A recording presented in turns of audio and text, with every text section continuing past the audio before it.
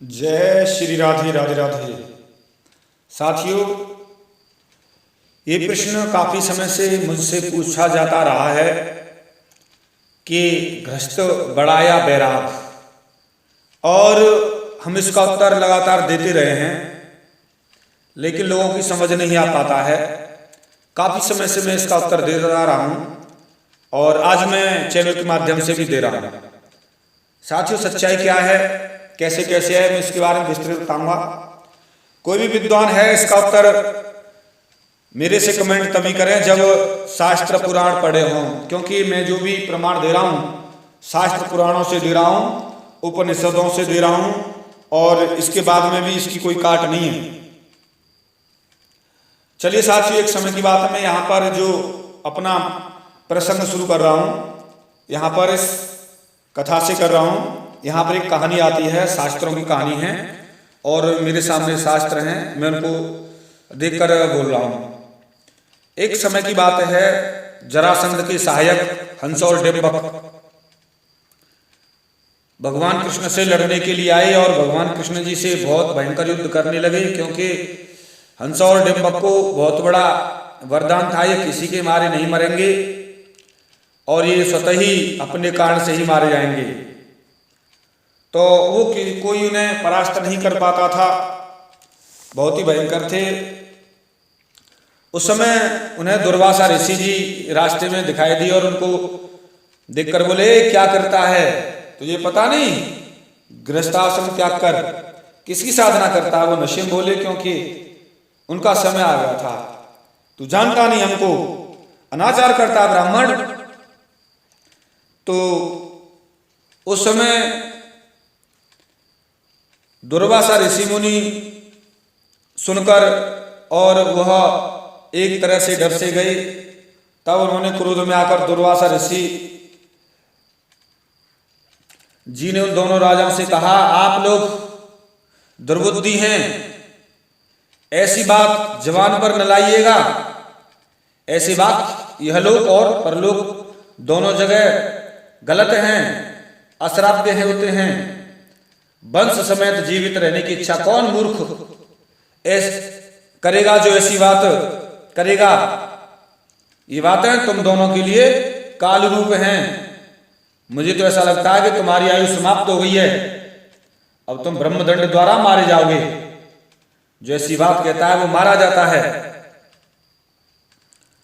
तुम जिन यतियों को देख रहे हो वो दिव्य हैं। अब मुझे लगता है कि तुम्हारे कार्यकलाप भस्म हो चुके हैं। इस समय तुम अपने प्राणों की आहुति दे रहे हैं। राजन, तुम्हारे सिवाय इन्हें ऐसी, अब मैं जरूर तुम्हारे लिए ऐसा कोई सोचूंगा जिससे तुम्हारा अनिष्ट हो जाए। ऐसा करने के पश्चात में दुर्वासा ऋषि जी भगवान श्री कृष्ण के पास द्वारका जाते हैं और उनसे ये सब बात बताते हैं कि भगवान, ये दो राजा राक्षस बहुत परेशान करते रहते हैं, आप इनका प्राणांत कीजिए।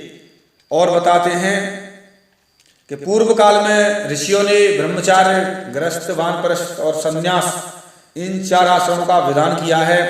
ये चार आश्रम भगवान द्वारा निकले हुए हैं, भगवान द्वारा ये बनाए गए हैं। चार आश्रम का जो उद्गम हुआ है, वर्णन हुआ है, चार आश्रम भगवान के मुख से निकले हैं। साथियों, और इनको बताया जाता है कि, और बता रहे हैं कि ये चार आश्रमों का विधान किया है, और इन चार आश्रमों में संन्यास आश्रम ही सर्वश्रेष्ठ आश्रम है। जो बुद्धिमान इन आश्रम में जीवन यापन करता है वही पुण्यात्मा है।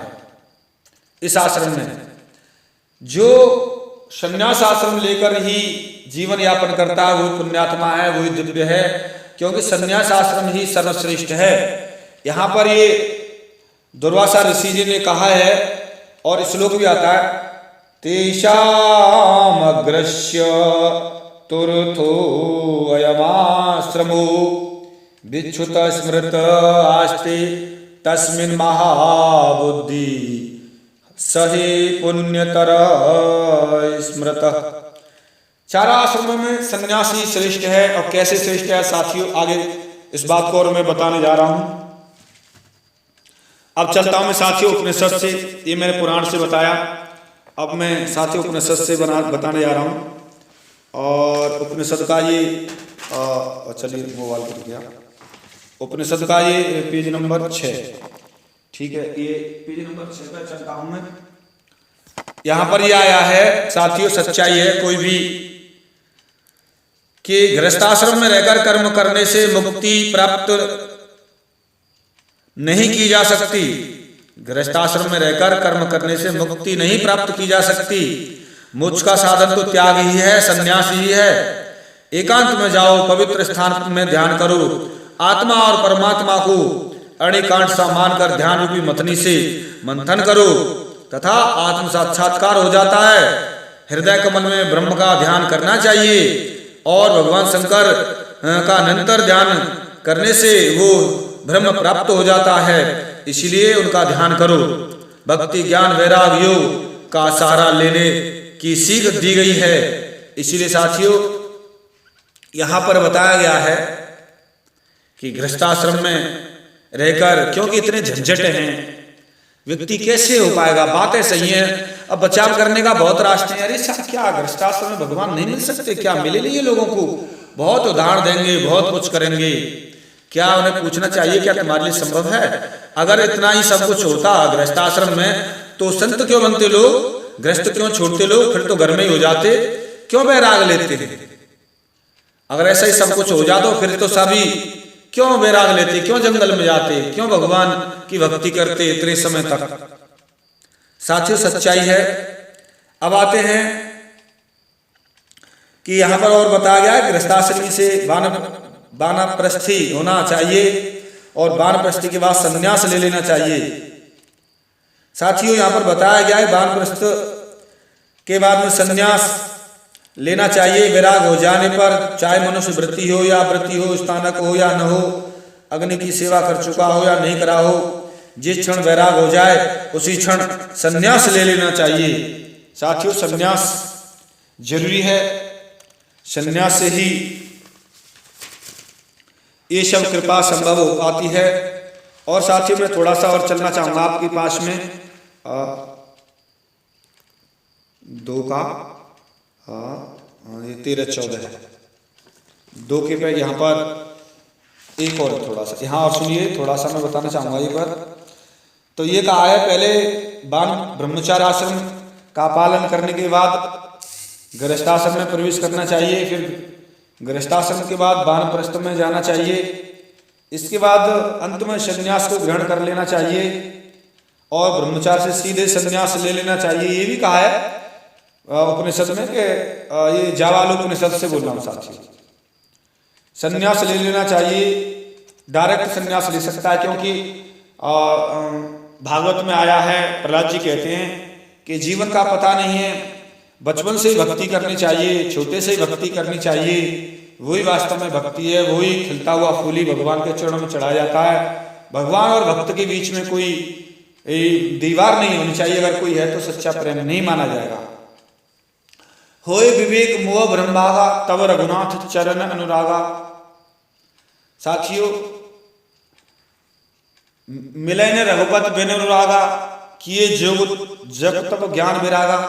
बिना प्रेम के अनुराग के नहीं मिल सकते, और अनुराग जब ही होगा जब सारी चीजों में कहीं भी अनुराग न हो, सब जगह छूट जाए। जननी जनक वंद सुत दारा, तन धन भवन सुरद परवारा, सबके ममता ताग वटोरी, मम पद मणि बांध वर डोरी।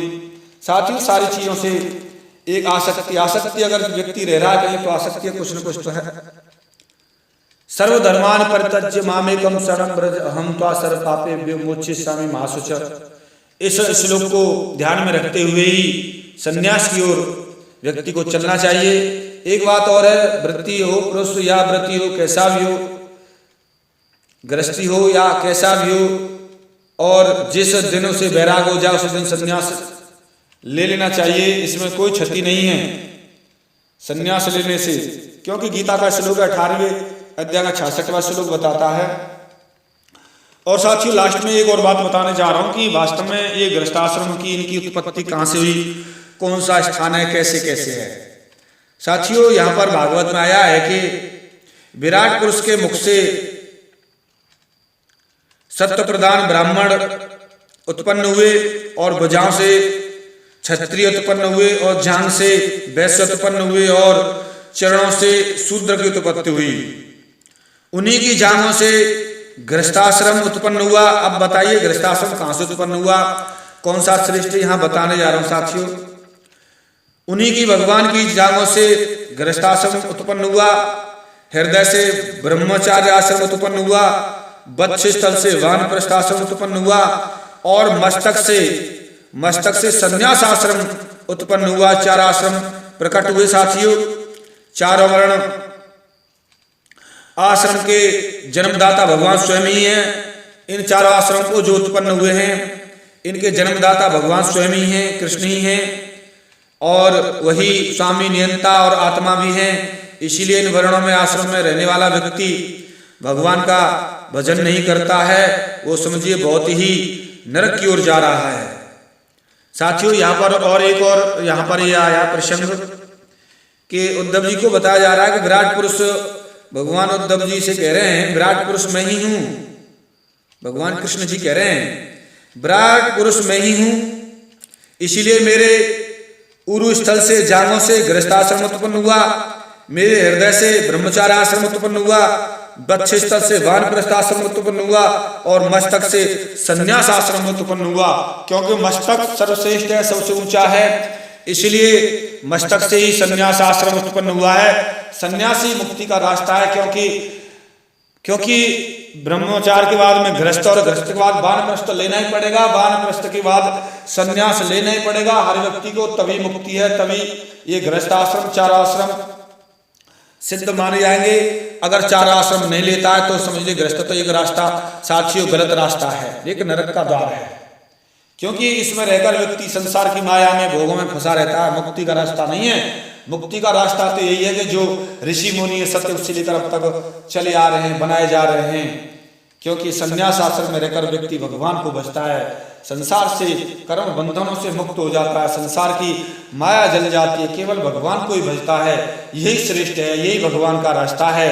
और संन्यास आश्रम लेकर व्यक्ति भगवान की ओर चलता है और जिसने संन्यास ले लिया वही मुक्ति का रास्ता, उससे ज्यादा भाग्यशाली कोई नहीं है। साथियों जगह जगह बताया गया है, जगह जगह प्रसंग आए हैं और यहाँ पर भी कहा गया है और उन्होंने भी कहा है। यहाँ पर ये एक जगह प्रसंग आता भागवत में साथी, मैं उसे भी बताने जा रहा हूँ यहाँ पर। क्योंकि गोकर्ण जी ने अपने पिताजी को बताया है, पिताजी आप इस संसार को छोड़ दीजिए, सन्यासे सर्वथा सुखम, ये यहाँ पर आया है भागवत में। सन्यासी सब प्रकार का सुख है, सन्यासी सर्वथा सुखम, सन्यासी सब प्रकार का सुख है। इसलिए और बताया गया असारो खल संसारो दुख रूपी विमोहक, ये संसार असार है, ये झूठा संसार है। इसलिए इसको छोड़कर एक भगवान की शरण में जाना चाहिए, भगवान से प्रेम करना चाहिए। और बताया जा रहा है यहाँ पर साथी एक प्रसंग और यहाँ पर आया है, जबरदस्त है कि ये संसार में प्रीति नहीं करनी चाहिए, ये संसार दुखों का सागर है। गोकर्ण जी कह रहे हैं अपने पिताजी से, पिताजी इस संसार को दिन रात क्षणभंगुर समझें और इसमें मैं मानना छोड़ दें, पुत्र आदि स्त्री आदि को अपना कभी न माने, संसार को दिन रात के समान क्षणभंगुर समझें, किसी भी वस्तु को स्थायी न समझें, राग न करें। एकमात्र वैराग रसिक होकर, वैराग रस के रसिक होकर भगवान की भक्ति में लगे रहें। भगवत भजन ही सबसे बड़ा धर्म है, निरंतर उसी का आश्रय लिए रहें। सब प्रकार के अलौकिक धर्मों को छोड़ दो, मुख मोड़ लो, सदा साधु जनों की सेवा करें और भोगों की लालसा न करने दें और न फटकने दें। जल्दी से जल्दी दूसरों के गुण दोषों को विचार करना छोड़ दें और केवल भगवान की कथाओं का रसपान करें, भगवत सेवा और रसपान करें और भागवत के 10वें स्कंद का पाठ करें और जाकर विरक्त हो जाइए संसार में। क्योंकि ये संसार असार है, मोह तो नरको गति, मोह से तो नरक की गति होती है, अंधकूप है संसार। इसलिए साथियों यहाँ पर वैराग का ज्ञान दिया है। ये संसार अंधकूप है, मोह से नरक की गति होती है। कौन कहाँ क्या, केवल एक भगवान की कथाओं के रस के रसिक हो जाइए, जंगल में जाकर उसी को दिन रात भजो और भगवान की कथाओं का रसपान करो, सारी दुनिया छोड़ दो, एक भगवान से प्रेम करो, मुख मोड़ लो, भगवान मिल जाएंगे। साथियों मैं यही बात कहना चाह रहा था। मैंने आपसे ये संक्षिप्त में बात कही है, और कोई अगर इस बात को नहीं समझ पाते तो फिर भी मैं आपको बताने का प्रयास करूंगा कैसे कैसे है। मैं संक्षिप्त में बताया, भागवत से भी, उपनिषद से भी और हरिवंश पुराण से भी, सब जगह से मैंने बताने का प्रयास किया है। फिर भी अगर आपको कोई चीज समझ नहीं आती है कमेंट कर सकते हैं और बताया जाएगा। लेकिन जो जो मैंने आपके समक्ष ये बात रखी है, आप इनको पुराणों से, उपनिषद, वेदों से देखें, उसके बाद ही कमेंट करें। क्योंकि अगर जब तक नहीं पढ़ेंगे आप इन चीजों को, तब तक आपके अंदर भ्रम बना रहेगा, कैसे काट होगी इसकी। इसलिए साथियों सर्वश्रेष्ठ सन्यासी है, बैरागी है, इसके सिवा कोई आगे सर्वोच्च रास्ता नहीं भगवान को पाने का। बचाव का रास्ता न कहे कि साहब गृहस्थ में क्या भगवान, अरे गृहस्थ का जो धर्म है, जिस जगह पर खड़े हुए हैं उसका धर्म बनता है कि विद्यार्थी का धर्म है शिक्षा ग्रहण करना, ऐसे गृहस्थ का धर्म है जो है उसकी सेवा करना और अपने रास्ते को प्रशस्त करना, वो धर्म है। लेकिन भगवत प्राप्ति का रास्ता तो सन्यासी है। गृहस्थ में रहकर ही व्यक्ति सन्यास ले लेता है और संसार से मुख मोड़ लेता है, तो वहां भी सन्यासी ही है। गृहस्थ में रहकर ही भगवान को पा सकता है। लेकिन आ तो सन्यास गया, आ तो भक्ति गई, तभी तो भगवान की ओर मन मुड़ा। गृहस्थ में तो रहा ही तो है, लेकिन मुड़ तो भगवान का मन भगवान के चरणों में गया, तभी तो वो भगवान की भक्ति पैदा हुई। रह रहा है, उसे रहने का कोई मतलब नहीं, निश्चिंत है, कहाँ रह रहा है क्या नहीं, लेकिन विरक्त हो गया, संन्यास हो गया, भगवान से प्रेम हो गया, भक्ति आ गई, वही संन्यास है। रहा कहीं भी हो, कोई ऐसी जगह की जगह मायने नहीं रखती है। भगवान की भक्ति, वैराग, संन्यास, प्रेम ये मायने रखती है। अगर व्यक्ति गृहस्थ में रहकर भी, कहीं भी रहकर भी संन्यास ले लेता है, जंगलों में जाकर भगवान को भजता है, भगवान की प्राप्ति हो जाती है, निश्चित है। साथियों मैंने आपके समक्ष ये संक्षिप्त में बात कही और जरूर मिलता हूं मैं एक विशेष गहरे रहस्य के साथ में। कोई भी विद्वान अगर नहीं समझ आता है तो साथियों जरूर कमेंट करें, मैं आपको बताने का प्रयास करूंगा। तब तक के लिए जय जय श्री राधे, राधे राधे, जय श्री राधे।